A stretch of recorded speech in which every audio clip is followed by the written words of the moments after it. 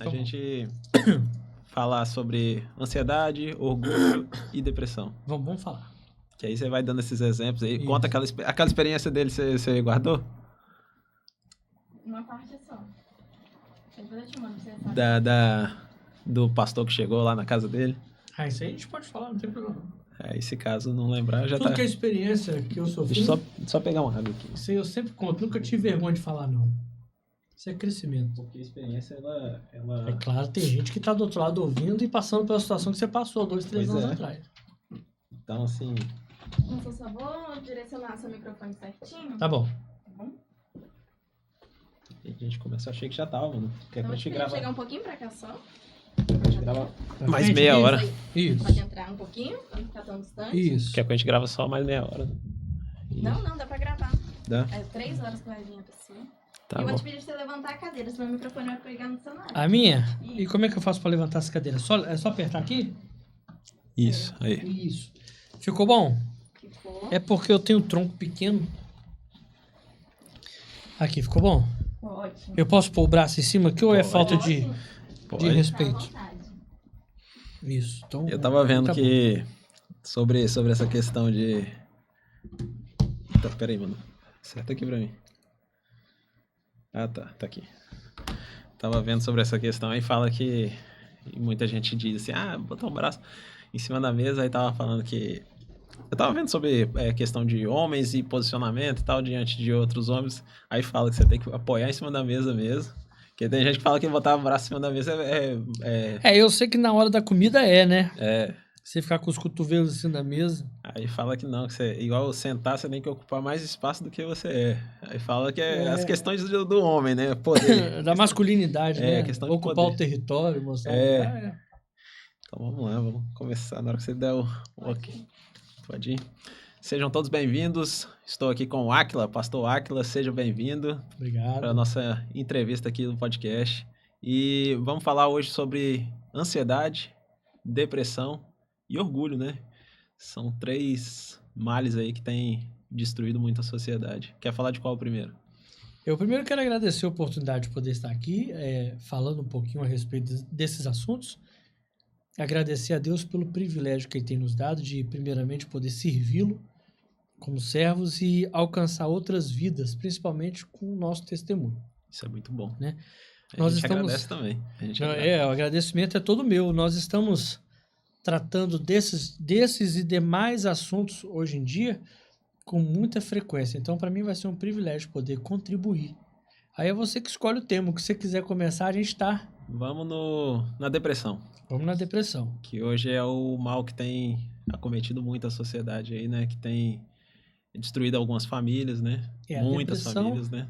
A depressão, ela já vem ao longo do tempo fazendo um estrago na vida de muitas pessoas, né? E nós estamos vendo, como você mesmo disse, famílias sendo destruídas, às vezes por não saber lidar com a doença. A gente sabe que a depressão, ela é uma doença que atinge o profundo da alma. É por isso que ela paralisa o ser humano de uma forma tão severa. Então, algumas pessoas, por não entender, tratam a depressão como frescura. É verdade. Isso é interessante. Tá triste, tá com frescura. Para com isso. Não é um para com isso. A gente precisa entender que existem certos níveis de enfermidades, de doença, em que a gente consegue resgatar a pessoa com comprimido, a gente consegue resgatar a pessoa com terapia, mas existem certas enfermidades que só Deus pode ajudar. É verdade. Agora, como que Deus vai ajudar? Se Ele conta comigo e se Ele conta com você, é através de nós. É a nossa mão estendida, porque a depressão ela é um fundo de um poço. Só que é um poço que a gente não enxerga. E lá dentro está uma alma em profunda tristeza. E a gente precisa Chega a ser tratar. 100% espiritual a depressão? A depressão ela é 100% espiritual. Ela é espiritual porque quando atinge a alma você eleva o nível. Mas é como eu sempre digo, tudo aquilo que atinge o espiritual afeta a carne.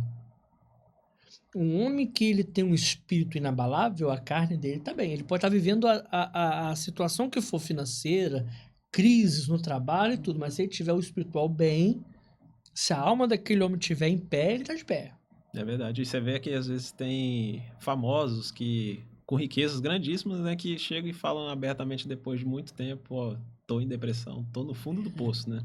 E quando geralmente revela, tá no nível de depressão profunda, né? É algo já que procuram-se vários recursos, mas existem no início do tratamento.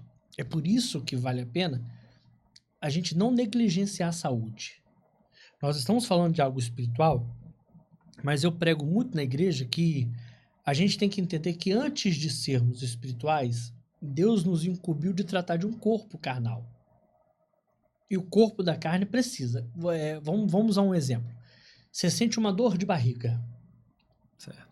Geralmente você toma um chazinho de imediato, chazinho que a mamãe, a vovó passa ali, ou a boldo, gente já né? aprendeu, né? Chazinho de boldo. Isso.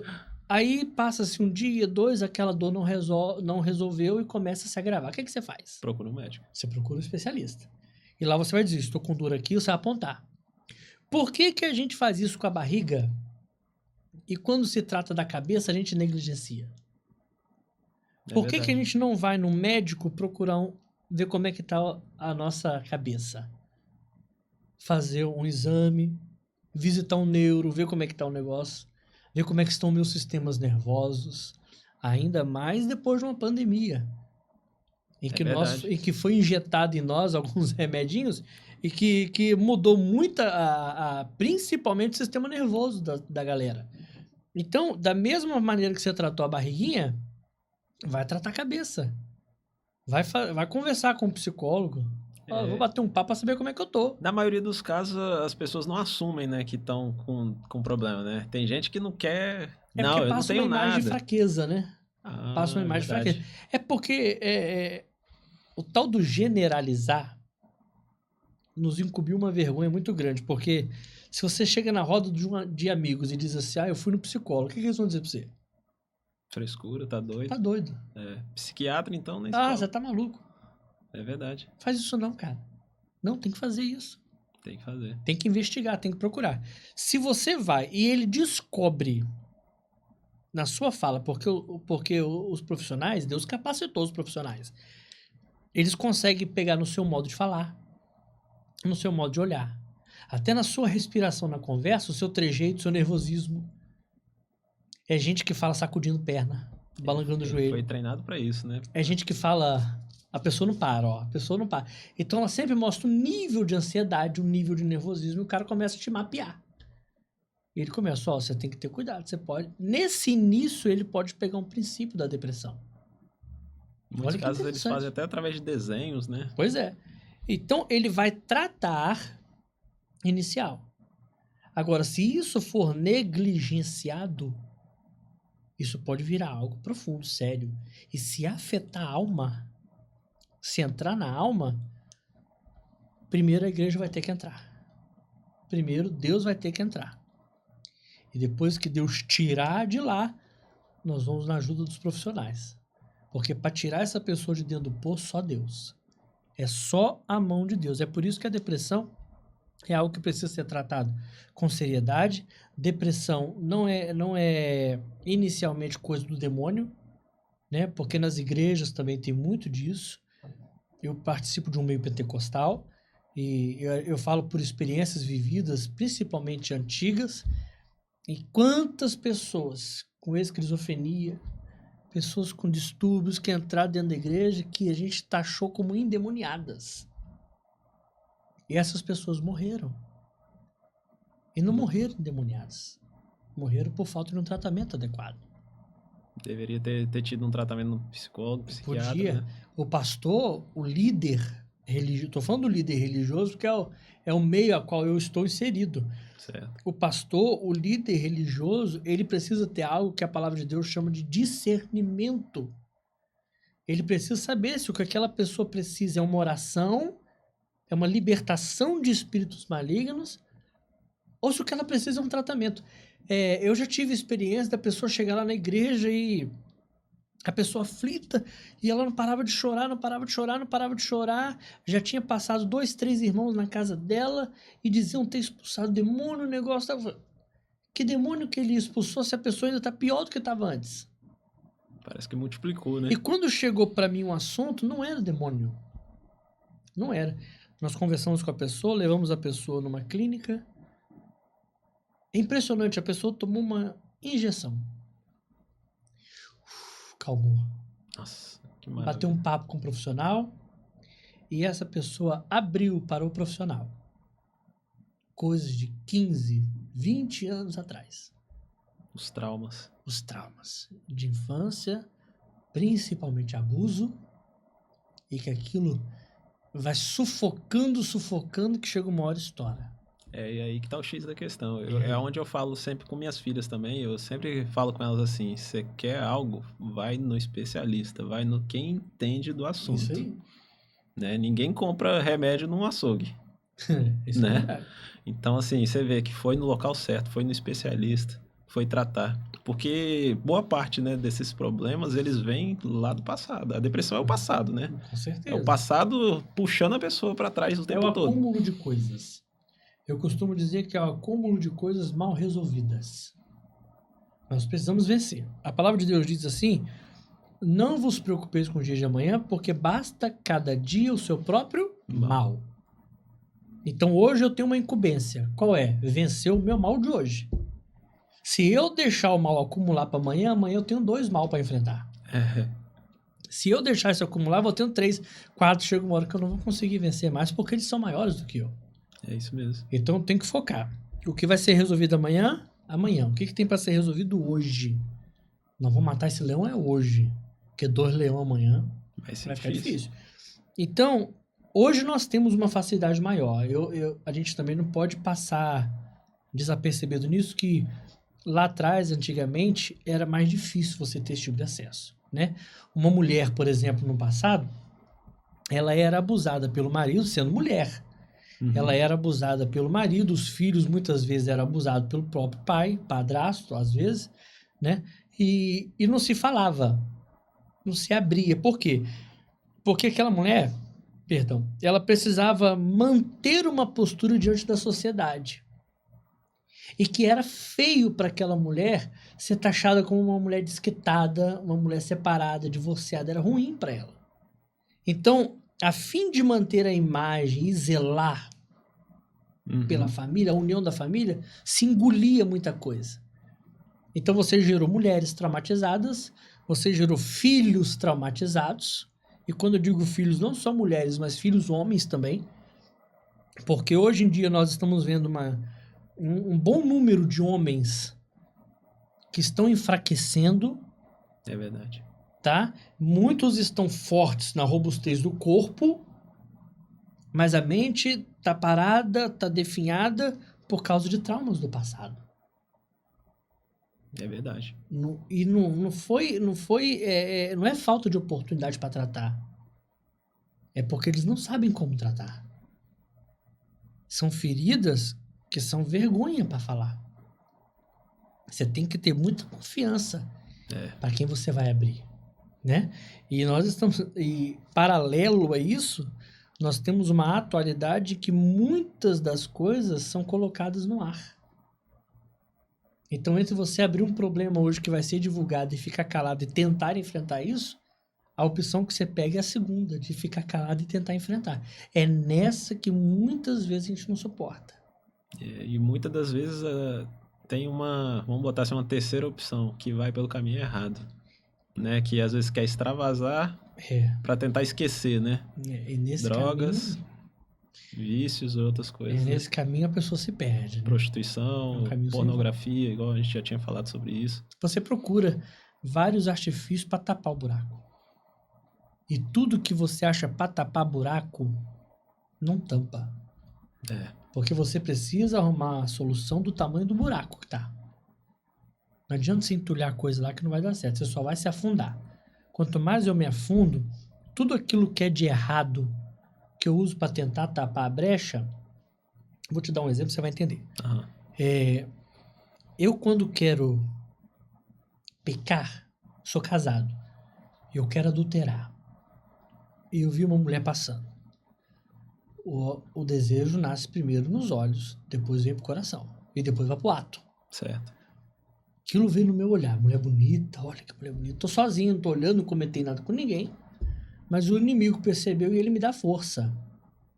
Ah, rapaz, No momento sozinho ali, né? continua olhando. Olhar não mata ninguém. Olhar não paga. Alguns cristãos até brincam dizendo assim, se você vê uma mulher bonita, você olha e fita o olho nela. Se você tirar o olho e olhar a segunda vez, você pecou. Porque o pecado não é olhar a primeira vez, é a segunda. Tem muita gente que cai nessa. Quando você... desculpa, claro. Quando você se vê no pecado, indo para cometer o pecado, o diabo tá do teu lado te ajudando. Vai que eu te dou cobertura. Vai, isso ninguém tá vendo. E ele põe na tua cabeça que ninguém tá vendo. É verdade. E você cai. Aí quando você tá lá no ato, olha como é que ele é sujo. Quando você está no ato, ele corre para diante de Deus. Porque ele deixa de ser o seu parceiro de crime e agora ele passa a ser o seu acusador. Ele vai lá te dedurar, tá vendo aí? Lembra de Jó? É. Junto com as orações dos santos, subiu também Satanás. É isso mesmo. Deus pergunta, de onde vês? De rodear a terra. Viste lá o meu servo Jó? Aí eu vi também, né, o que o Senhor dá para ele. Tentando, né? Tudo que o Senhor dá para ele, até eu, né? Então imagina, e olha que a Bíblia diz assim, que havia um homem íntegro e que se desviava do mal, era Jó. Jó era íntegro, se desviava do mal, e isso é o que Satanás falou para Deus. Você dá tudo para ele, ué. Até eu. Agora imagina se a gente peca. Pois é. Se Jó, sendo íntegro e temente, já teve uma acusaçãozinha contra ele, imagina nós. É verdade. Então, ele passa a ser o seu acusador. E você tá no meio já tá na lama. Eu escutei uma frase há um tempo atrás que diz que você quer descobrir quem é você, fique sozinho. Fique sozinho. Fique sozinho que você vai ver. Fique sozinho. Aí o que acontece? As suas atitudes, né? Você começa a entrar num problema, numa depressão. Aí para tapar aquilo, você usa outros meios. Aí você vai usar o vício. Aí pode ser um vício no cigarro, pode ser um vício de bebida, pode ser um vício de pornografia, pode ser diversos outros tipos de vício. E aquilo só vai te afundando. E quando você se afunda, o diabo vai te mostrando outra coisa pra você se afundar mais ainda. É como se eu pegasse uma caminhonete velha, colocasse um monte de pedra na carroceria e enfiasse ela na lama. E começasse a acelerar. Quanto mais se afunda, mais agarrado você fica. É, isso mesmo. Porque você já vem trazendo traumas. E só vai acumulando coisa. Você cria mais problemas, vícios. É isso aí. Aí você tem medo de se abrir. Aí na igreja você não se abre com o seu pastor. Porque você tem medo de dizer pro seu pastor que você é um crente que teve depressão. E isso vem passando de geração em geração. Vai embora. Porque às vezes tem uma avó que teve, passou pra mãe, e agora passou pra filha. E se você diz isso pro pai, o pai diz, vira homem. É isso mesmo. A ignorância ainda é muito grande. Aí você diz isso pra sua mãe, ela diz assim, vira uma mulher de verdade, rapaz. Essa semana, hoje é quinta, né? Na segunda-feira, eu tava conversando de manhã com minha esposa, eu saí, a gente indo pro trabalho. Aí eu falei com ela assim, veja bem, eu parei pra pensar assim de uma hora pra outra e fiquei pensando nesse assunto que você falou lá do passado da pessoa, né? Imagina, tem muitas mulheres, principalmente hoje em dia, né? Idosas até, que passaram uma vida, às vezes sendo repreendido pelas pessoas. Ah, não faz isso, não faz isso. E às vezes ficava quieta. E passou uma vida inteira sem saber dizer um não pra ninguém. Encabrestada. E aí, o que acontece com isso aí? Passa pra quem? Pros filhos. Passa pros filhos. Né? É o que a gente fala que tem muitas mulheres hoje que estão sendo sujeitas a muitos maridos rebeldes, violentos, pelo exemplo da mãe. Porque a mãe ensinou ao longo da vida, não ensinou com palavras, mas ensinou com atitudes, que é o pior ensinamento que tem. Porque é o ensinamento que fixa na gente. Porque se você quer mostrar alguma coisa para alguém, não precisa falar, faça. É isso mesmo. Meu testemunho não vem pelo que eu falo, meu testemunho vem pelo que eu sou dia a dia.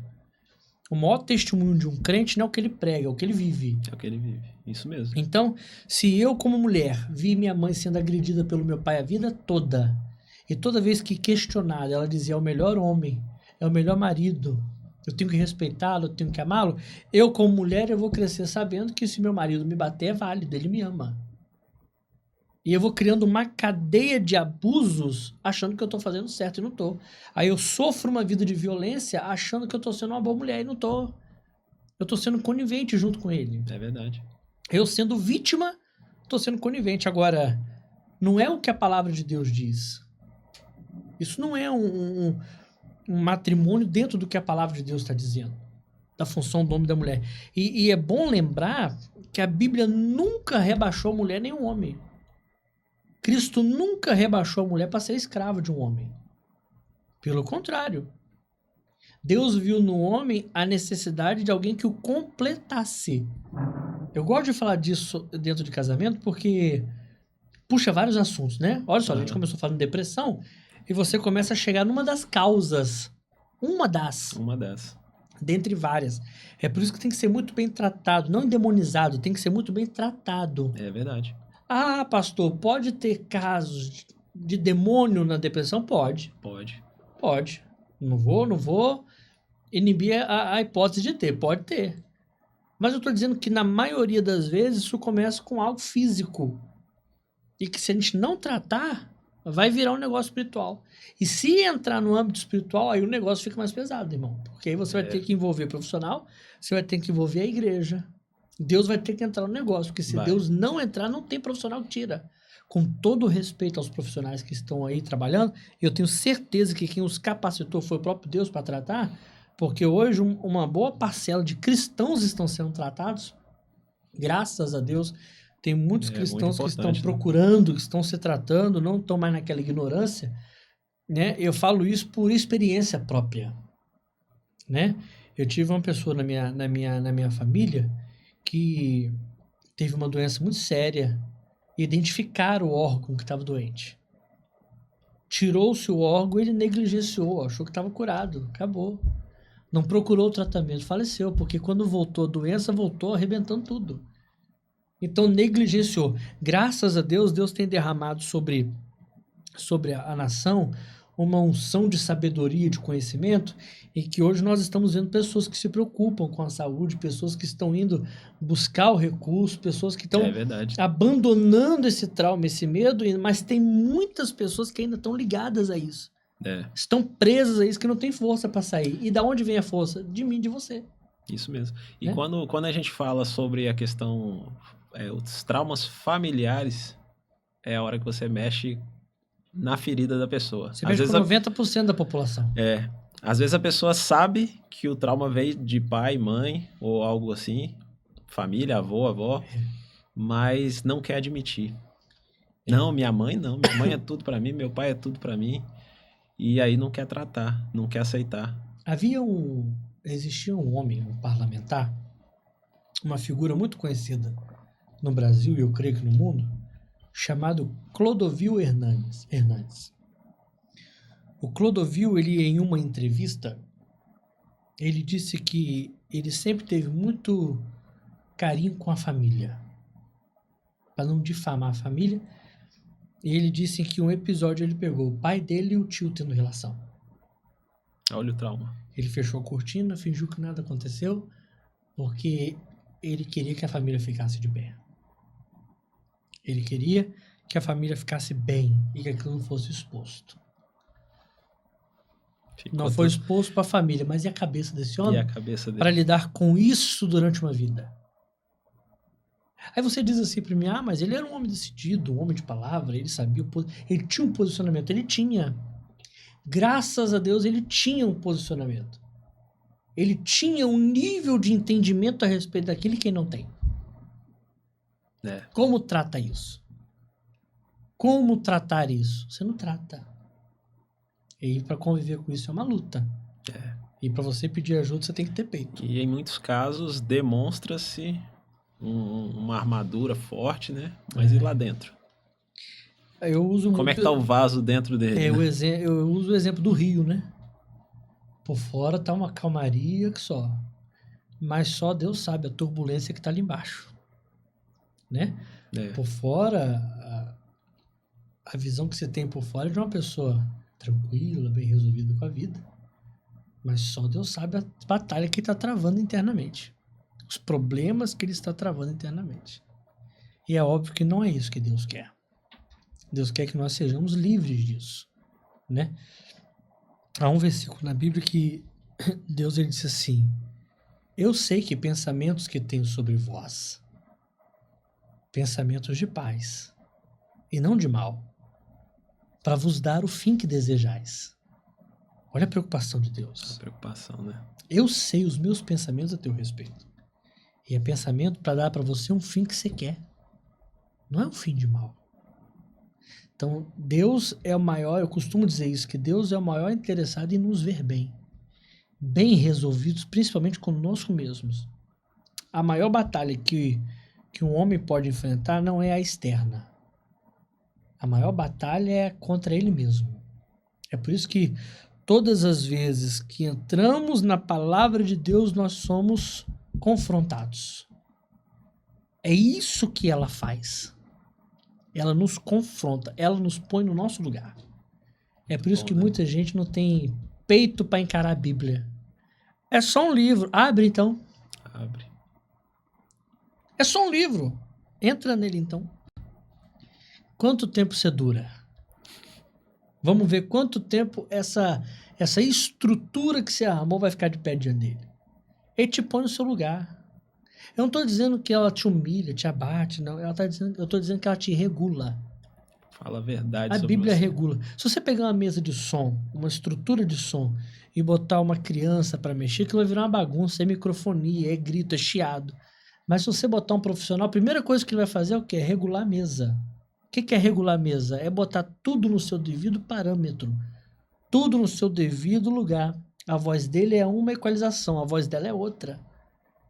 Então é isso que a Bíblia faz com a gente. Ela equaliza a nossa vida, ela nos põe no nosso lugar.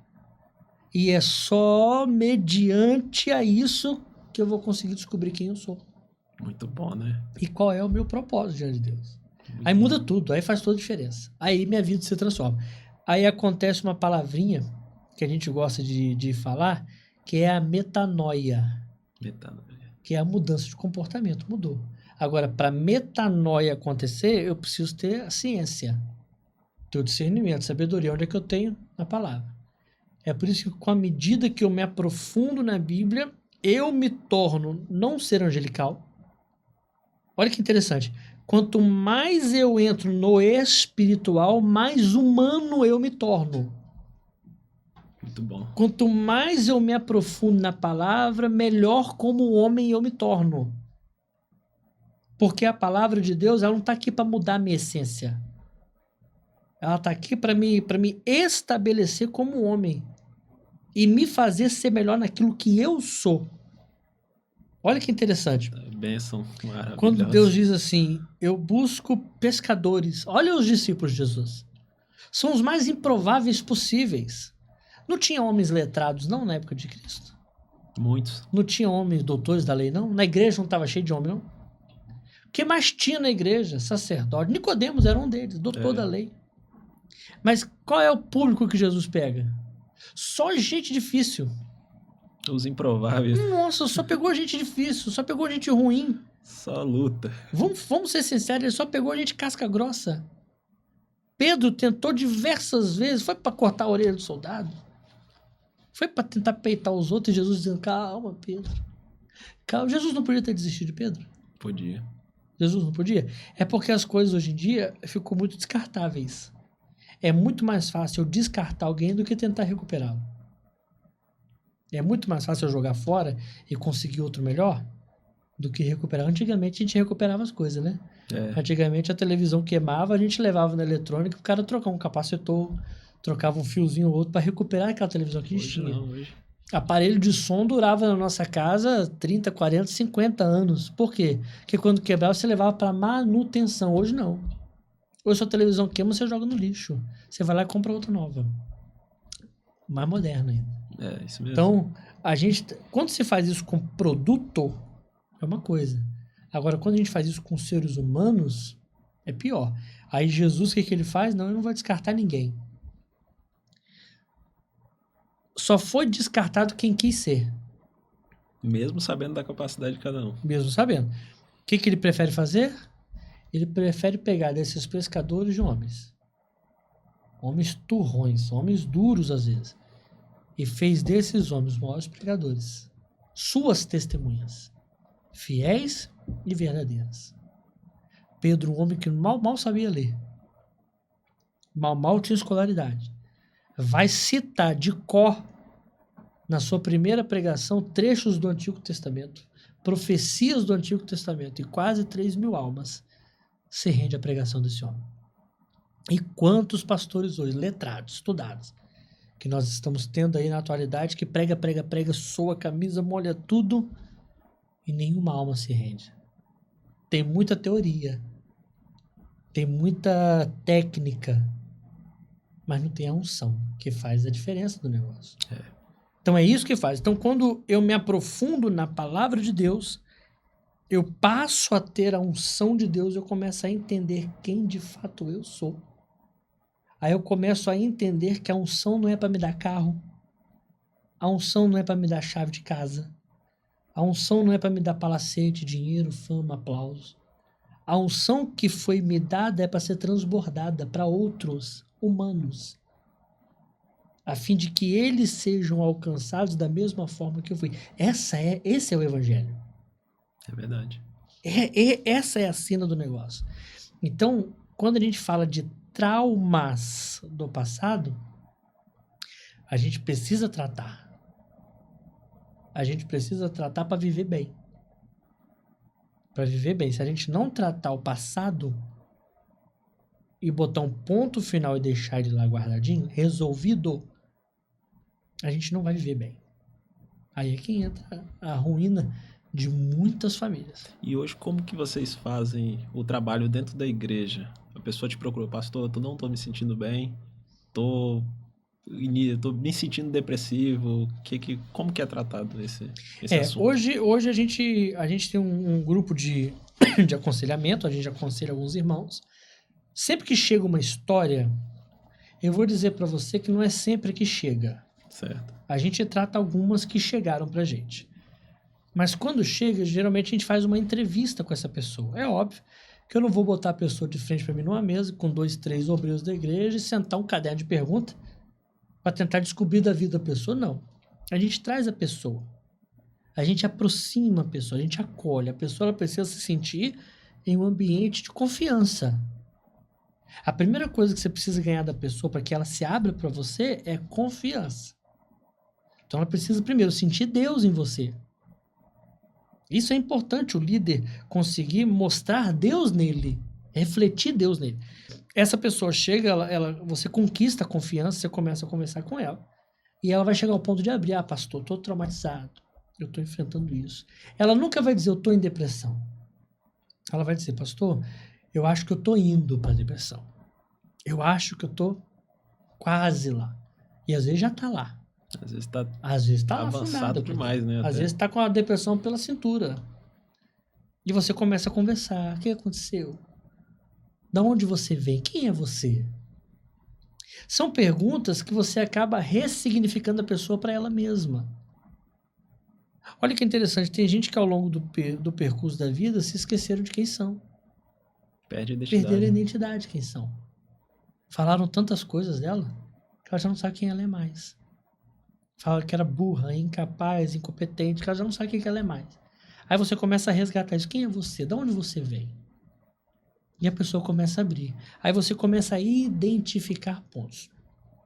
Quando a gente vê que é algo espiritual, aí é que eu falo. Você precisa ter discernimento, e para ter discernimento, você precisa estar numa ligação com Deus muito grande. Quando você vê que é algo espiritual, nós vamos tratar. Nós vamos tratar numa libertação. Nós vamos tratar numa oração, nós vamos fazer uma visita na casa dessa pessoa, nós vamos orar lá, nós vamos orar na igreja, nós vamos tentar como igreja apoiar no que ela precisa, que seja um acompanhamento em casa, que seja um processo de alimentação dentro de casa, que seja uns remédios, o que a igreja pode ajudar. Pronto. Quando a igreja vê que é algo que é no físico, infelizmente eu não sou médico. Eu sou um pastor. Então, o que como pastor eu consigo identificar no espiritual, nós vamos tratar, porque é competência nossa. Mas quando eu vejo que é algo que já fugiu de mim, isso é para um profissional, a igreja não abandona essa pessoa. A igreja vai conversar com essa pessoa e vai dizer, nós precisamos tratar um pouquinho mais fundo. E para tratar um pouquinho mais fundo, a igreja vai precisar de uma parceria. Pastor, que parceria é essa? É outra igreja? Não. É uma clínica que vai te ajudar, mas a igreja vai contigo. Eu já tive o prazer de acompanhar algumas pessoas em algumas clínicas e eu tive prazer maior ainda em chegar na clínica e ouvir da clínica dizer assim, você tem um pastor não, você tem um amigo. Isso é Porque muito eu já bom. vi muitos pastores abandonar crente aqui e ir embora. Ó, já fiz o papel, já te deixei, mas ele tá aqui até agora com você. Ele tá esperando a medicação terminar para te levar embora. É o resultado que importa. É como que a pessoa vai sair. E essa pessoa em especial fez o tratamento, tomou lá uma injeçãozinha, fez um tratamento, calmou o ânimo. No dia seguinte nós já pegamos encaminhamento para ela. Ela fez algumas sessões. A pessoa é outra. Graças a Deus. A pessoa... Eu não tenho nem coragem de perguntar como é que ela tá. Você vê que a pessoa tá tão bem, ela tá tão predisposta, Nasceu de novo. Né? que tem horas que ela me anima. Olha que legal. Tem horas que, quantas vezes essa irmã, ela chegou na igreja, eu tava sentado na porta da igreja, que eu costumo chegar lá em casa, minha esposa fala que eu sou ratinho de igreja. Que eu gosto de chegar, às vezes, 1h30, 2 horas antes. Que a gente abre a igreja, prepara, deixa arrumadinho. Que se acontecer algum imprevisto, já tô ali, tá né? Ali. Isso aí. Quantas vezes... Eu não tava triste, não. É que às vezes você se pega de cabeça abaixo pensando em algumas coisas, nas decisões que tem que tomar. E ela chegou na igreja e disse assim, pastor, tá triste? Fica triste não, pastor. Anima. Jesus vai dar vitória. Ou seja, uma pessoa que veio buscando ajuda, foi tratada, foi ajudada e hoje tá me ajudando. Então, aí você entende Modelou quando diz... o que você fez com ela. A vida da gente é via de mão dupla. É. Uma hora você tá indo, mas uma hora você pode estar voltando. Eu costumo dizer que o mundo não gira, não. É dar uma capotada bonita. Uma hora você tá lá em cima, outra hora você tá aqui embaixo. E você precisa da ajuda. Por quê? Não é que você é menos espiritual ou mais espiritual. É que você é humano. É humano. E o humano tem isso. O apóstolo Paulo era um homem muito bem de vida. Mas ele passou por tantos problemas altos e baixos na vida dele, humana, que ele vai dizer pra gente assim, olha, eu aprendi a viver com muito, eu aprendi a viver com pouco, eu aprendi a estar feliz, triste, na doença, aprendi a estar feliz, passando por momentos felizes. Ou seja, ele encontrou uma constância. O que é a constância? Quando eu entender quem é Cristo e o meu papel diante de Cristo, eu tenho a minha vida espiritual numa constância. Seja firmes e constantes. Aqui fora, oscila para lá e para cá. Eu posso estar passando por crise financeira, às vezes até crise dentro do relacionamento. Passo crise, mas a minha constância eu sei quem eu sou. Então eu sei viver bem. Isso não está me abalando mais. Agora, era um homem que tinha tudo. E para quem não tem nada, está chegando agora. Que precisa desse ânimo. Então, o homem que tinha tudo passou por momentos em que precisou de ajuda. Quando você vê ele mandando uma carta para Timóteo, ele vai pedir 3 coisas a Timóteo. Vem me ver. Ele mostra uma carência humana. Vem me ver.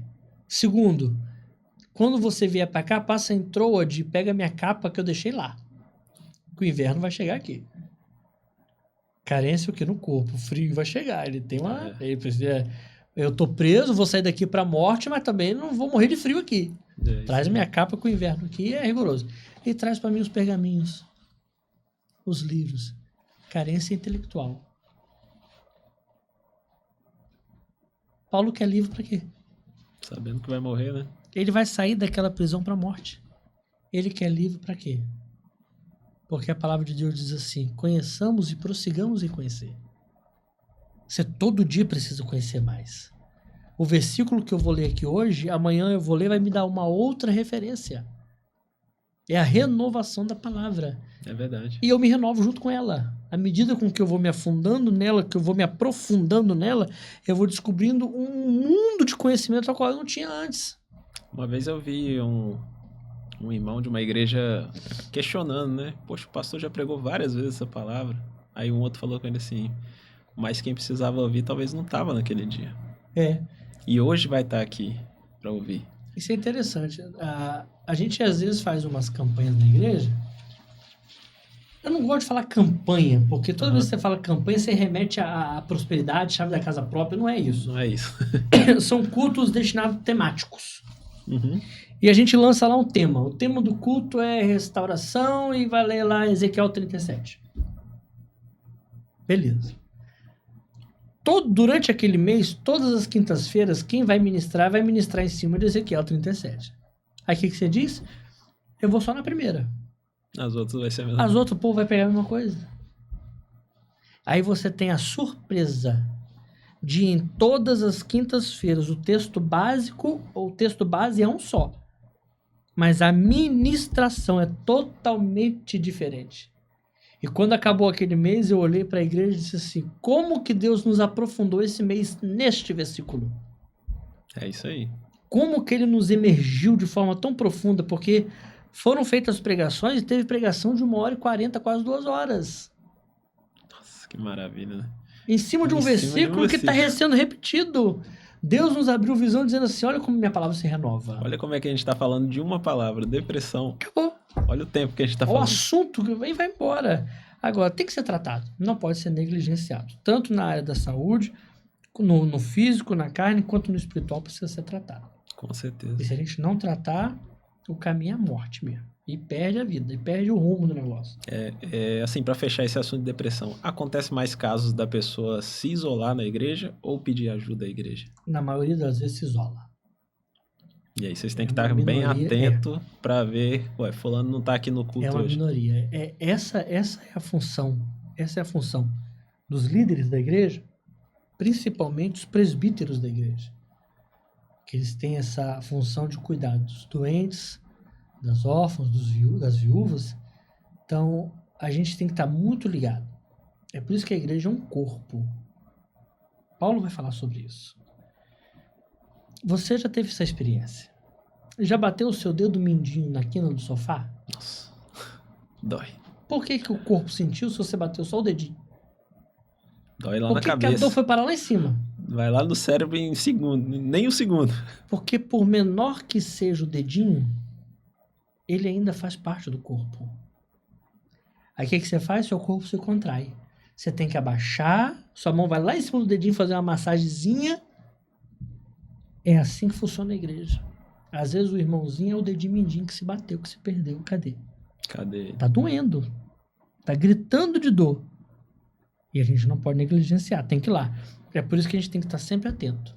Principalmente quem tá indo, quem parou de ir. Se parou de ir, por que parou? Ligar, ir atrás. Talvez fazer uma visita. Tem dia que você marca a visita, mas tem dia que você tem que bater de supetão na casa do irmão lá pra saber. Que é como eu te falei, tem muitas pessoas que camuflam o negócio. Dizem que tá bem, mas tá passando um perrengue e não abre para ser ajudado. Mas tem que estar ligado. Na maioria das vezes as pessoas se isolam. São poucas as pessoas que têm coragem para abrir e dizer, ó, tô passando, me dá aqui tá gritando pro socorro, dificilmente. Verdade. Complicado. Falamos de depressão, né? Agora vamos falar... Provérbios 27 diz, né? Não presumas o dia de manhã, né? A gente falou do passado. Uhum. Agora vem esse mal que também tem perturbado muito ser humano, né? Ansiedade. A ansiedade é o mal do século, né? Nós estamos vivendo com isso. Na verdade, a maioria dos jovens hoje em dia estão entrando em transe psicológico aí por causa de ansiedade, né?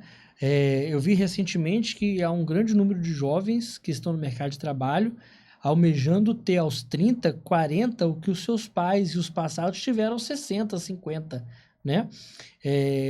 Isso vale até uma experiência.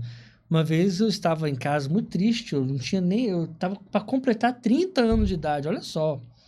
E eu estava meio triste, cabisbaixo, eu era recém-casado e tudo e tal.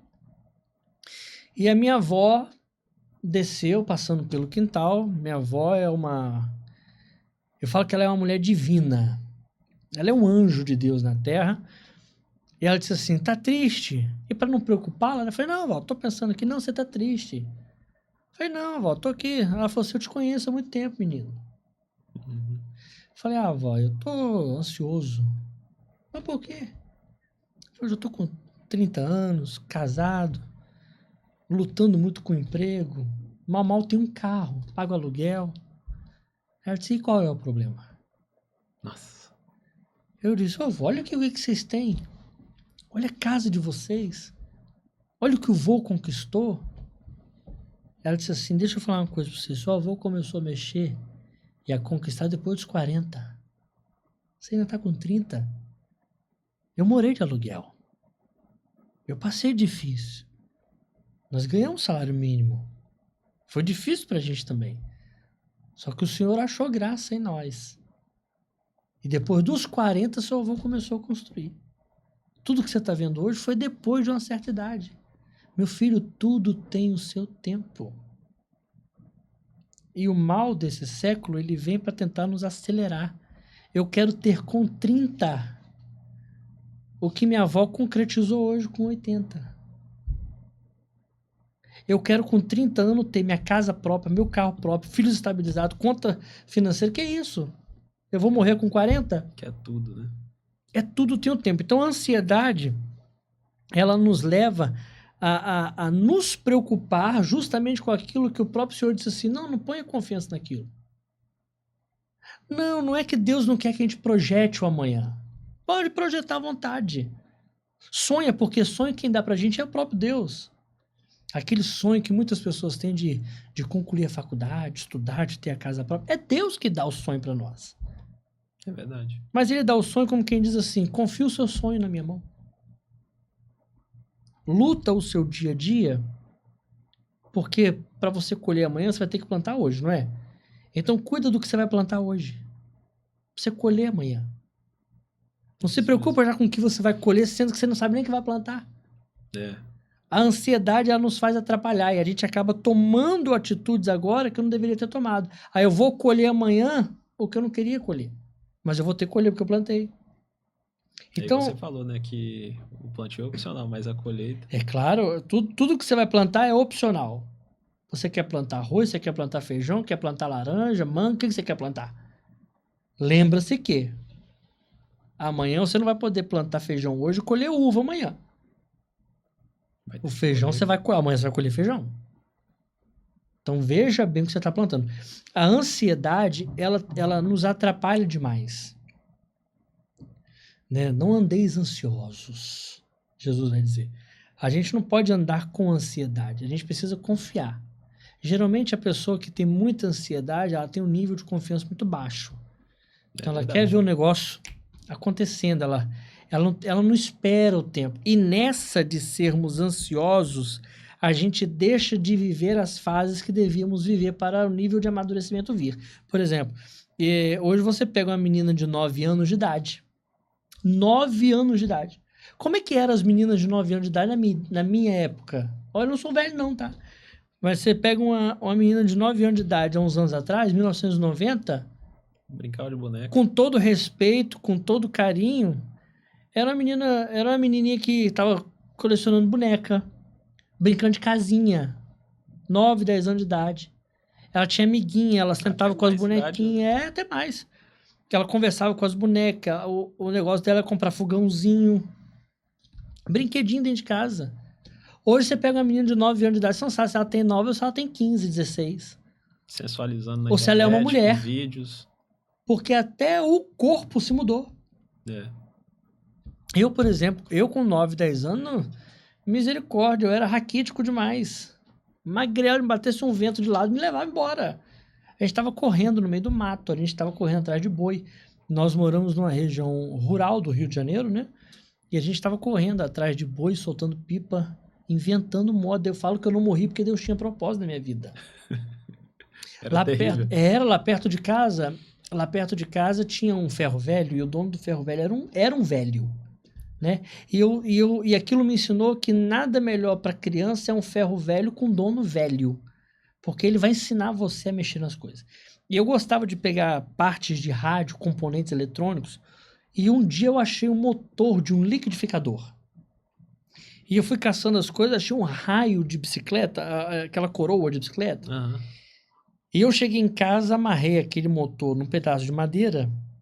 Eu amarrei com um prego, aqueles preguinhos que você prega porta-retrato na parede, e um arame E eu liguei, eu dei um jeito de amarrar com arame a coroa da bicicleta na ponta do motor e liguei o motor. Você imagina um motor de liquidificador ligado na sua velocidade máxima com uma coroa de bicicleta sendo segurado por um arame. Meu Deus do céu. Aí você pergunta, mas pra que você fez isso? Eu queria fazer uma máquina de cortar papel. Você fez... Eu quase que me matei. A minha mãe dizia bem assim, se Deus não permitiu, porque tem propósito na vida dele. Hoje, você imagina se aquela coroa de bicicleta escapole daquele motor. Meu E Deus. pega na testa, mata a criança. Mata. Não tinha cuidado nenhuma, mas nós aprendemos a ser criança. Nós nos divertimos. Hoje eu tenho uma coleção muito grande, como eu estava te falando. Eu tenho uma coleção de carrinhos muito grande, é um mimo que a gente tem, mas isso foi coisa que veio da minha infância. Eu tive infância boa, graças a Deus. Agora, eu aprendi no tempo certo das coisas. Hoje, a criança ela está sendo lançada, perdão, o pai ele quer um sossego, ele dá um aparelho para a criança. Quer calar o filho, dá um telefone. Acabou. Mamãe, quando queria sossego dentro de casa, ela abria a porteira de casa. Vai lá. Vai, some daqui. Ela dizia assim, some daqui. E a gente ia brincar, voltava 2, 3 horas depois, cheio de terra, mato, espinho agarrado na cabeça. Aonde que vocês entraram? Meu, nem queria saber onde é que a gente entrou. Quantos bois já tinha dado carreira na gente. E a gente chegava morrendo de fome para comer. Hoje, você quer calar uma criança, dá um celular para ela. Ela fica horas, se depender, passa o dia. E o que ela recebe de informação, ela precisa começar a se igualar àquilo ali. Ela começa a entender que para ela ser aceita como ser humano, ela precisa entrar naquele padrão. Aí a criancinha começa a ficar ansiosa para ser aquilo ali. Aí você começa a mexer. Aí ela deixa de curtir a fase infantil dela. Ela deixa de ser criança para ser o adulto prematuro. Agora você imagina. Quando que ela vai ter a infância de volta? Nunca mais. Nunca mais. Por quê? Porque o tempo se passou. E aí lá no futuro vem a frustração. Acabou. O Paulo vai dizer, quando eu era menino, eu fazia as coisas de quê? De menino. De menino. É a época de menino. Aí o que acontece hoje? Você vê muito marmanjo querendo ser menino. Não tem como voltar mais. Não tem. Agora que você é homem, acabou a E o época pior da de infância. tudo é que é menino na mentalidade, né? É o pior. É o pior. É o pior. Tem corpo, característica de homem, mas a mente de menino. Então, o que a gente faz? A gente precisa dar tempo ao tempo. Eu tenho uma filha de 9 anos. Eu tô entrando numa fase que é complicada. Ela chegou pra mim em casa e disse assim, todas as minhas amigas da escola têm Facebook, papai. Todas as minhas amigas da escola têm Instagram. Todas elas têm conta no TikTok. Eu não posso entrar na ignorância para dizer para ela o que minha mãe dizia para mim. Você não é todo mundo. Hoje em dia, essa resposta não cabe mais. Não. Não, você não vai ter porque você não é todo mundo. Não, eu vou expor minha filha a uma ignorância. Eu vou deixar ela ser ignorante junto comigo. O que eu tenho que fazer? Eu tenho que procurar inseri-la com sabedoria. Aí é que entra a vigilância do pai. Eu bati de frente com a mãe uma vez que ela disse assim, mas é muito trabalho, ué. Eu falei, não quisesse ter trabalho, não tivesse filho. É isso aí. Pronto, mamãe dizia assim que ter filho é padecer no paraíso. Então você tá tendo filho, então você tem filho, tem que cuidar. Então hoje ela tem. Eu fiz uma continha pra ela no TikTok. Eu fiz uma continha pra ela. Ela não quis Facebook, nem Instagram. Ela queria o TikTok e o WhatsApp. Fiz pra ela. Mas como é que mexe? Do nosso lado. E hoje tem um programinha no celular que você... Tudo que o filho tá mexendo lá aparece pra você. Então você consegue monitorar. Então eu tive que ensinar ela. Eu tive que sentar com ela, eu e minha esposa, e falar pra ela, ó, vai chegar uma amiguinha, vai mostrar pra você um homem de sunga, um homem pelado. Eu sempre converso com minhas filhas. Entendeu? Ela tem 9 anos de idade. Mas se você não ensina, quem vai ensinar? O mundo vai ensinar, só que o mundo não ensina do jeito que eu vou ensinar, ele vai ensinar Não. mostrando. Vai ensinar mostrando, vai me ensinar na realidade e Então- aí ela não vai saber como agir. Aí você tem que dizer o quê? Vai ter a hora de você chegar a ter esse acesso, mas não é agora. O grupo Diante do Trono, né, a Igreja Batista da Lagoinha, que tem um vasto ensinamento dentro do comportamento infantil, eles têm um CD de músicas infantis e elas têm uma música que diz sobre guardar o coração. Guarda o seu coração. Não entrega ele de bandeja a qualquer um.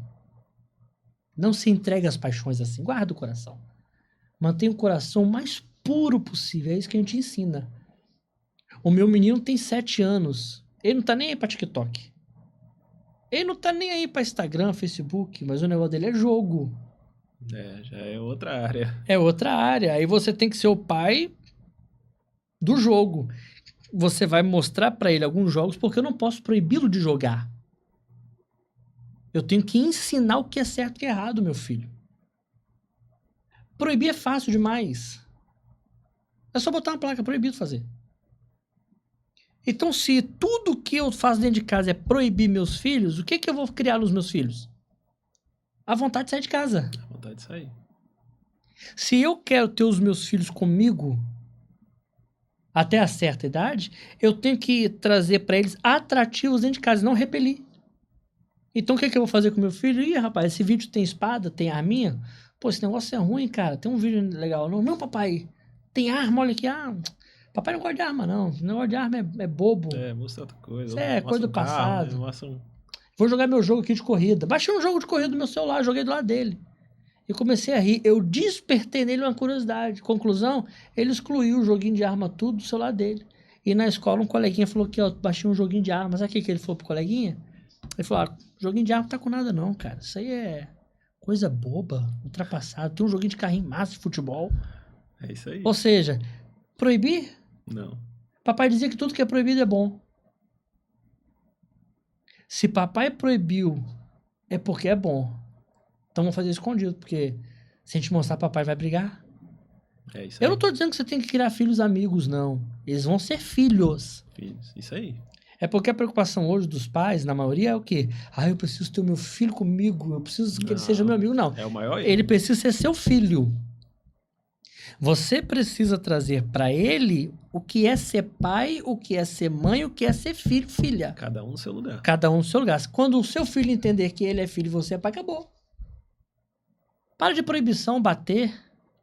Foi tempo que você batia. Um amigo meu que fala, não, minha filha não vai namorar, não vai namorar. Não Quando vai. ela tiver os 30 anos dela, ela decide. Fala, rapaz, 30 anos. esquece isso, cara. Esquece isso. É filho, vai ter namorado, vai ter tudo. É isso aí. Não tem Eles jeito. precisam ter as informações. Aí fica escondendo, aprende lá fora errado. Agora, como é que eu vou tornar o meu filho filho amigo? Quando eu abrir o jogo. Porque quando chegar o assunto lá fora, ele vai dizer, uai, esse assunto papai já tratou comigo. E se você fala de outra forma... Não vai ser novidade lá fora. Não vai aguçar a curiosidade. E se trata de outra forma, vai falar Pô. assim, pô, papai mentiu pra mim. Papai mentiu pra mim. Nossa, aí... Eu falo de drogas. Já me repreenderam, pastor, a criança tem 7 anos. A menina tem 9. Eu falei, no mundo do tráfico, eles não respeitam a idade. Quanto mais novo entrar, melhor. Melhor. As crianças têm a mente vazia e eu comparo a cabeça das crianças a um pendrive que você compra. Tá vazio, você põe o que é dentro. Agora, um pendrive com conteúdo já dentro, fica difícil você botar mais coisas, tem que selecionar o que vai tirar. Então, se eu conseguir dentro de casa passar para eles uma realidade do que é o mundo, mas é uma realidade verdadeira, não é um fantoche. Porque senão também vou criar filhos bocós. Os filhos bocós é aquele filho que o papai falou da droguinha, que o papai falou do joguinho, que o papai falou do negocinho, que o negocinho, e o pai criou um mundinho de fantoche. Quando chega lá fora, a realidade é outra. O filho fala, papai falou de droga, papai falou isso não. E a pessoa se sente ridicularizada. Então você precisa abrir. É óbvio que conforme a idade vai avançando, você vai se aprofundando nos assuntos. Eu não vou abrir para minha filha de 9 anos o que é uma relação sexual entre homem e mulher. Não vou falar isso. Com certeza. Mas eu vou falar de pureza para ela. Eu vou falar de se guardar para ela. Eu lembro de uma vez que ela era novinha, o meu filho era recém-nascido, né? E eu dizia a ela assim, você tá vendo isso aqui? Aí eu apontava pro órgãozinho dela. Isso é precioso. É por isso que a gente põe calcinha, é por isso que a gente bota bermudinha e às vezes bota uma sainha ainda por cima. Tem que estar guardado, escondido, ninguém pode ver isso. Ela era pequenininha, devia ter 3 aninhos, 3, 4 aninhos. Papai não pode, não pode. Ninguém. Pra que eu fui falar aquilo, rapaz? Eu precisei deixar ela na casa da minha sogra que eu fui resolver um assunto. E na hora de tomar banho de tarde, essa menina arrumou um berreiro. Arrumou uma confusão. Minha sogra não conseguia dar banho nela, ninguém conseguia dar banho nela, ninguém conseguia entrar. E lá em casa, ela sempre tomou banho com a minha esposa, que a minha esposa orientava. E eu sempre falei assim, ó, papai tá aqui, se precisar de alguma coisa, você chama. Vai lá você e toma seu banho. Uhum. Então ela amadureceu muito cedo nessa questão, por respeitar. Minha sogra me liga e diz assim, não deixa ninguém entrar no banheiro para dar banho nela. Nem eu. Aí minha esposa falou, foi o que você falou com ela. Tá vendo como Então, aprende? Aprende fácil. Até hoje. Ela é muito reservada, muito guardada. E graças a Deus é assim. Então, você precisa saber tratar com as coisas no tempo certo. Salomão vai dizer em Eclesiastes que há tempo para todas as coisas. Se eu quiser atropelar depois de amanhã para o dia de hoje, não vai dar certo, vai atrapalhar o negócio. O que dá para ser feito, faz. O que não dá, deixa no tempo dele, vai ser feito. Então, a ansiedade para nós atrapalha muito. Atrapalha o meu crescimento, o meu amadurecimento. Aí tem gente recebendo coisa grande que não sabe lidar, porque não teve o tempo de amadurecimento. Né? Não viveu o processo, né? Não viveu o processo. São pessoas, trazendo para o lado religioso, são pessoas que estão aceitando a Jesus hoje, se convertendo hoje, e amanhã já querem púlpito, altar, pregação. Ele não se deu tempo de ter experiência com Deus, porque a maior pregação não é só você falar o que está na Bíblia, é falar o que você tem vivido à luz da Bíblia. É isso aí, as experiências. As suas experiências que você tem vivido mediante a palavra de Deus. E experiência requer tempo. Calma. Tem Moisés ainda pregando. Calma, Josué, sua hora vai chegar. É verdade. Enquanto Moisés está vivo, Josué, se prepara, calma. Daqui a pouquinho Deus leva a sua vez de assumir o negócio. Eu corri muito do ministério pastoral. Eu tinha um pastor acima de mim. Eu tinha um líder espiritual. Então, para mim, era confortável. Eu não era o para-choque da igreja. Ele era. Foi um excelente professor. Me ensinou muita coisa. O homem que eu me tornei eclesiástico hoje é graças a ele. Pastor Josânio Azevedo. É um homem de Deus. Me ensinou muita coisa a lidar com a frente de ministério. E eu não queria sair.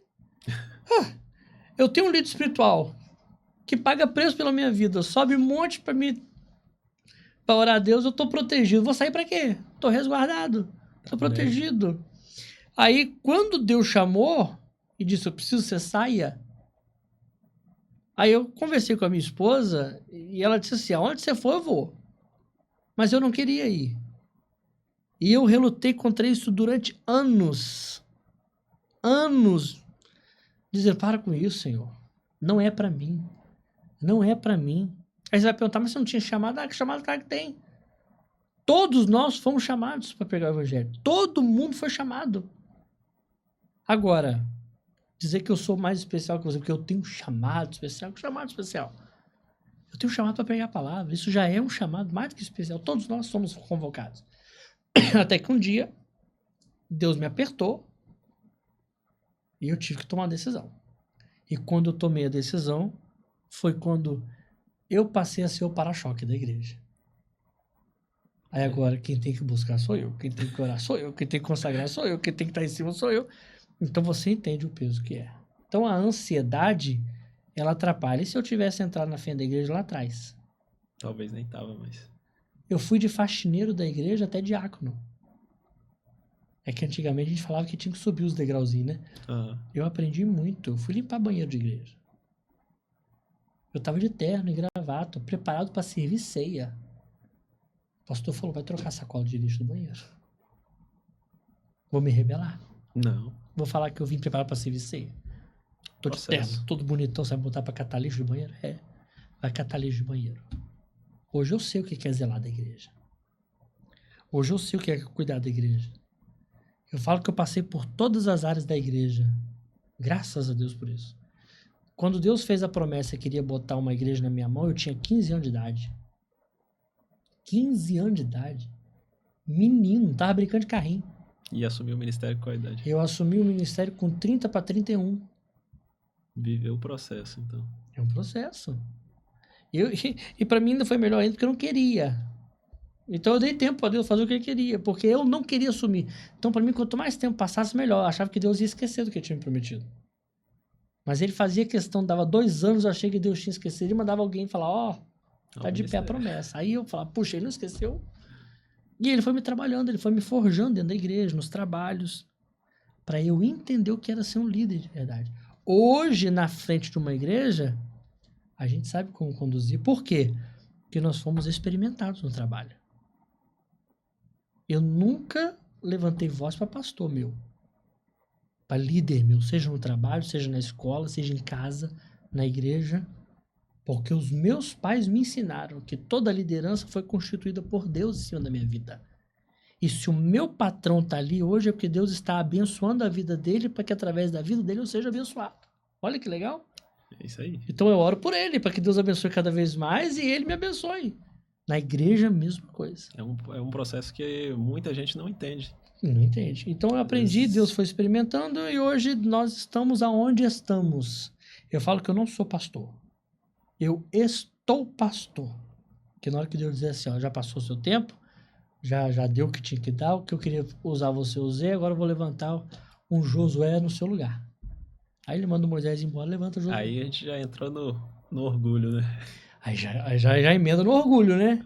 O orgulho, a gente sabe, ele precede a queda, né? É Então, a um gente mal não pode, muito grande também. O que a gente precisa aprender com Cristo é a humildade. Humildade. Pronto. Agora, engraçado que a humildade não está ligado a ser sujeito à humilhação. Totalmente diferente. É totalmente diferente. Quando a palavra de Deus assim, a palavra de Deus não diz que os humilhados serão exaltados. A palavra de Deus diz que aquele que se humilha será exaltado. Pronto. Quando eu sou humilhado, eu estou sofrendo uma agressão de fora para dentro. Certo? Você me humilhou com palavra, com atitude. Agora, quando eu me humilho, é uma decisão tomada interna. Foi de dentro para fora. Eu decidi me humilhar. Aí a palavra de Deus diz, aquele que se humilha é exaltado. Olha que interessante isso. Interessante. Foi o que Cristo fez. Mesmo sendo Deus, não usurpou tomar o lugar de Deus. Pelo contrário. Antes, humilhando-se a si mesmo, despiu, abriu mão de tudo, se tornando um homem, e na forma de um homem desceu a maior humilhação. Agora, por ele ter tomado essa decisão e por ter feito o que ele fez, qual a consequência? A morte. Ele foi colocado, não só a morte, mas houve uma retribuição pela atitude dele. Por causa do sacrifício, por causa de ter se humilhado e se deixar ser humilhado, a palavra de Deus diz que o próprio Deus o colocou acima de todos os nomes. E Deus lhe deu um nome, a qual é sobre todos, a qual todos os joelhos, em cima nos céus e debaixo na terra, irão se curvar. Por que subiu? Porque desceu. Que desceu. Então o orgulho, ele é algo que prejudica a gente. Eu nunca posso dizer bem assim, eu sou um pastor, um empresário, porque eu corri, eu estudei, eu fiz. Não. Você precisa reconhecer. Deus me deu sabedoria. É verdade. Deus me deu a capacidade, Ele me capacitou. Para que eu possa estar onde eu estou, para que eu tenha o que eu tenho hoje, foi Deus que me capacitou para ter. Porque se Deus não tivesse me capacitado, eu não teria. A gente precisa reconhecer que você precisa mais do outro do que você pensa. É verdade. E isso está ligado ao que a gente trata de humanidade. A gente depende mais do outro do que a gente pensa. E eu prego sobre isso. Se Deus te colocou numa posição hoje em que você tem a possibilidade de ajudar alguém, faça. Você está numa posição de honra. Olha que interessante, a posição de honra nem sempre é estar lá em cima. Nem sempre a posição de honra é estar numa cadeira assinando um documento. Às vezes você pode ajudar um irmão dentro da igreja. Aquele que tem para dar, ele está numa posição melhor do que aquele que está recebendo. É verdade. Porque quem tem para dar, está dando o que até sobra. E Tá o que recebe, transbordando. recebe do que nada tem. Tá transbordando no Está outro. transbordando. Então, se hoje você tem condição de dar uma cesta básica, você é uma pessoa próspera. E às Olha vezes- que interessante. Às vezes nós mesmos não reconhecemos essa Não prosperidade na reconhecemos. gente. Agora, isso não pode entrar para nós como orgulho. O orgulho precedeu a queda de muitos homens. Saul, por orgulho, caiu. E a queda foi feia. Nós tivemos muitos homens que Deus levantou e o inimigo abateu no orgulho, na avareza, de querer ser, de querer mostrar que é. E... Agora, o orgulho, ele vem muitas vezes camuflado também. A pessoa não aparenta ser orgulhosa, mas ela é. Você quer ver uma pessoa que é orgulhosa? É uma pessoa que é difícil de pedir perdão. Ela prefere engolir rancor. Ela vive a vida lidando com aquilo, mas não pede perdão. Não me rebaixo, não me humilho, não. Aí são os traumas do passado. E a Bíblia dizendo que aquele que perdoa, aquele que ele se destrava e ele deslancha e vai embora. Se a gente soubesse o que a falta de perdão faz na vida da gente. Imagina um barco. Um barco de 12 metros. Vou botar um navio, não. Bota um barco de 12 metros com muitas âncoras dentro dele. E de tanto em tantos quilômetros ou de tanto em tantas milhas você joga uma âncora. E só vem arrastando aquele monte de âncora. Vai chegar uma hora que o barco não anda mais. Não adianta, não tem motor que vai tirar ele do... Não tem motor que arranque dali. E se vier um outro barco para puxar, vai arrebentar ele. Por quê? Azar. Porque tem muitas âncoras segurando ele. O que são as âncoras? É a falta de perdão. Problemas mal resolvidos. Problemas mal resolvidos. Você vê que a gente entra num assunto, mas você sempre cai na mesma didática. Você precisa resolver o que está pendente. É verdade. Você precisa saber a hora que você pode fazer e a hora que você tem que recuar. A palavra de Deus diz que tem hora que você tem que resistir o inimigo e ele fugirá de vós, mas tem hora que você tem que fugir da aparência do mal. Tá Você tudo tem que saber a hora de ligado, parar, né? de ficar e de encarar e a hora de fugir. Fugir não é pecado. Fugir não mostra fraqueza, pelo contrário. Prudência. É claro, a força do homem não está no músculo dele. A força do homem está na cabeça, no modo de tomar suas decisões. Um pai de família que não tem músculo, que não tem coisa, mas juntou a força que tinha para tomar uma decisão para tirar a família do sufoco.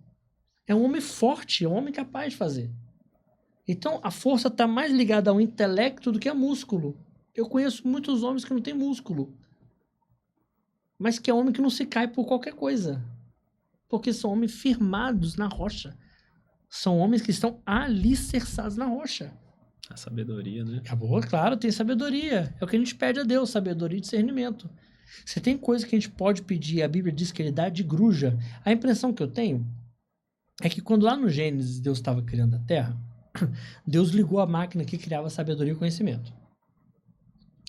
Lembra de Noé? Que a Bíblia fala que lembrou-se Deus de Noé?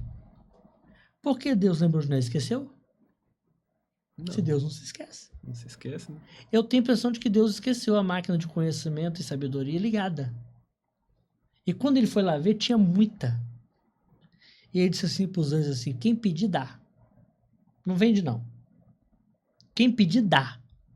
Porque fiz muita. É por isso que a Bíblia diz assim, quem quer pedir alguma coisa, pede sabedoria, porque ele dá. Pede sabedoria, qualquer um. Qualquer um que pedir sabedoria, ele dá. E é através da sabedoria que você começa a administrar as A coisas. gente vai ter que marcar um podcast só pra falar sobre É sabedoria maravilhoso. agora. E a gente marca. Não tem A gente jeito. vai marcar um só sobre provérbios. É porque são ensinamentos profundos. São.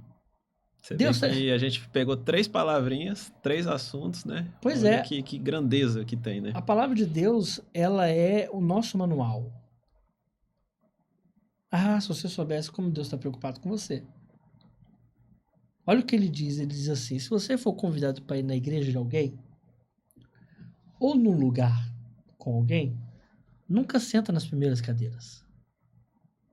Senta sempre lá nas últimas cadeiras.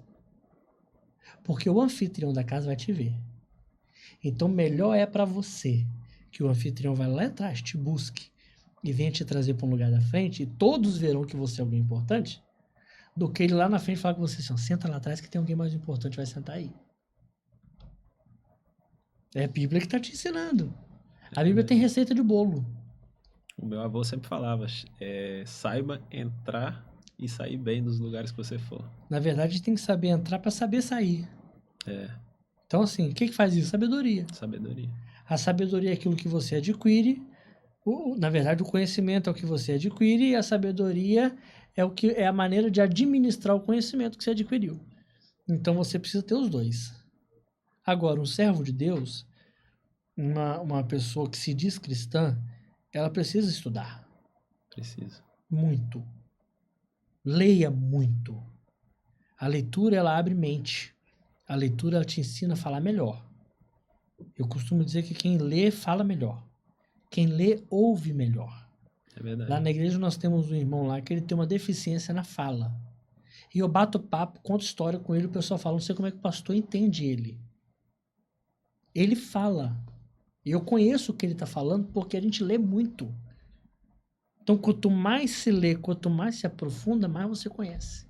É verdade. Agora, de Deus, quanto mais você entra, quanto mais de Deus você conhece. Mais de Deus. Né? Tem gente que quer ouvir a voz de Deus. A minha vontade era ficar aqui o dia todo conversando hoje, batendo E a gente marca um maravilhoso. papo aí e fica o dia todo. É um assunto que a gente gosta muito de tratar. Foi Eu muito aprendi muito isso.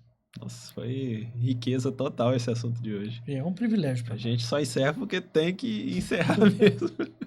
Porque a vontade que dá é de entrar em outros assuntos, entrar em sabedoria, entrar em inteligência, prudência. E vai embora. E vai embora. E a Bíblia tem remédio pra tudo isso. Tem dica pra tudo isso. Você tem uma dica que eu posso deixar? Quer ser um ser humano melhor?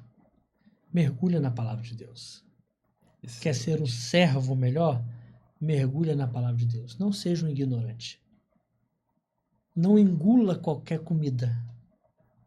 Não engula qualquer historinha. Eu falo lá na igreja, se o pastor falou, abra e confira o que ele falou. Não é pecado, não. É conhecimento. E eu sei que Deus vai abençoar. Muito bom, Akila, muito bom. Valeu, muito obrigado aí pela sua presença. Foi uma satisfação imensa ter você aqui hoje com a gente aqui. E assim, um assunto riquíssimo. Muito bom aprender sobre ansiedade, sobre depressão, sobre o orgulho, né? Que foi aí no final, aí fechando. E tudo um linkado ao outro, né? Amém. O papo foi todo construído em cima de 3 assuntos. E a gente vai ter que marcar uma outra oportunidade para falar sobre o Celebrante Akila, né? É bom falar. Qual que é o Instagram do Celebrante Akila? Celebrante Akila é @Celebrante Akila Mendonça. Dá Fala um pouquinho, rapidinho pra gente... A celebração de casamentos é o nosso ofício hoje.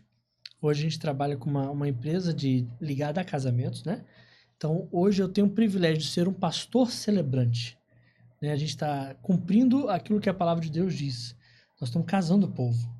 E a gente tem a oportunidade de estar conhecendo muitos casais, celebrando diversas festas e, é óbvio, sempre deixando uma pitadinha daquilo que a palavra de Deus nos diz a respeito de orientação matrimonial. Então, dentro do Instagram, né, @Celebrante Akila Mendonça, você vai conhecer um pouquinho da nossa história. Alguns casais lá que nós tivemos a honra e o privilégio de poder selar o matrimônio e Deus tem abençoado. Lá tem o conteúdo dos casamentos. Lá tem tudo, tem vídeos, tem fotos, tem tudo. Nossa, muito bom, hein? Tudo que você precisa saber. E o importante, né, que hoje com tanto casamento desfeito, né, a gente ter um momento desse aí, você ir lá celebrar e ainda ensinar um pouco mais, né, para as pessoas. É muito bom dentro da palavra, né? Dentro da palavra. A palavra é a luz, né? Se a gente estiver na luz, as trevas não alcançam a gente. Show de bola, Akila. Muito obrigado pela sua presença. Eu que agradeço. E a gente vai marcar de novo, hein? Se Deus quiser, estamos aí.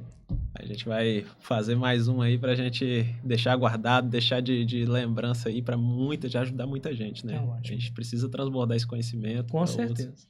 Valeu, muito obrigado, Akila. Eu que agradeço. Fechou, Manu.